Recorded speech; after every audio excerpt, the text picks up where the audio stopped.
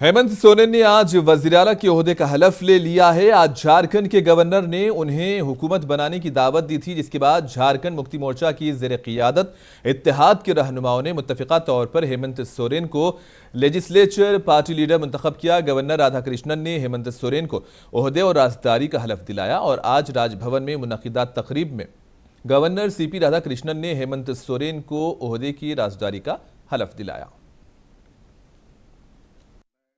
हेमंत सोरेन सत्य निष्ठा से प्रतिज्ञान करता हूं कि मैं विधि द्वारा स्थापित भारत के संविधान के प्रति सच्ची श्रद्धा और निष्ठा रखूंगा।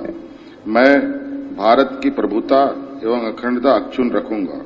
मैं झारखंड राज्य के मुख्यमंत्री के रूप में अपने कर्तव्यों का श्रद्धापूर्वक और शुद्ध अंतःकरण से निर्वहन करूंगा तथा मैं भय या पक्षपात, अनुराग या द्वेष के बिना सभी प्रकार के लोगों के प्रति संविधान और विधि के अनुसार न्याय करूंगा।